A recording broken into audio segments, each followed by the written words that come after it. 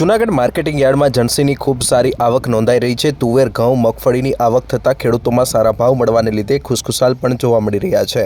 આજે કુલ 16 જણસીઓની આવક નોંધાઈ હતી, જેમાં તુવેર, ઘઉં અને અન્ય જણસીઓની આવકની સાથે ખેડૂતોને ઓપન માર્કેટમાં સારા ભાવ પણ મળ્યા હતા। આજે તુવેરની 3,137 ક્વિન્ટલ આવક નોંધાઈ હતી। આ સાથે અડદની 19 ક્વિન્ટલ આવક નોંધાઈ હતી।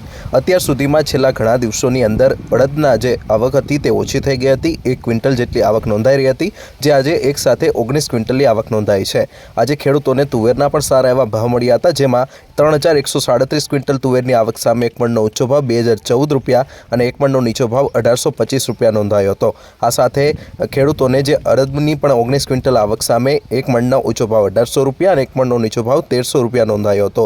આ સાથે અન્ય જણસીઓની પણ સારી એવી આવક નોંધાઈ હતી, જેમાં તલ, જીરું, ઘઉં, ધાણા, સોયાબીન અને તુવેરના પણ સારા એવા ભાવ ખેડૂતોને મળ્યા હતા। આજે ટુકડા ઘઉંની આવકની વાત કરવામાં આવે તો 5,655 ક્વિન્ટલ ટુકડા ઘઉંની આવક નોંધાઈ હતી, જેની સામે એક મણનો ઊંચો ભાવ 638 રૂપિયા નોંધાયો હતો અને નીચો ભાવ 440 રૂપિયા નોંધાયો હતો। આ સાથે લોકવન ઘઉંની 3,704 ક્વિન્ટલની આવક નોંધાઈ હતી, જેની સામે એક મણનો ઊંચો ભાવ 579 અને એક મણનો નીચો ભાવ 430 રૂપિયા નોંધાયો હતો। આ સાથે સોયાબીનમાં પણ ખેડૂતોને સારી એવી આવક હાલ નોંધાઈ રહી છે।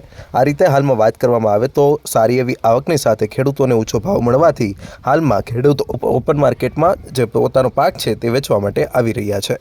આશીષ પરમાર, ન્યૂઝ 18, જૂનાગઢ।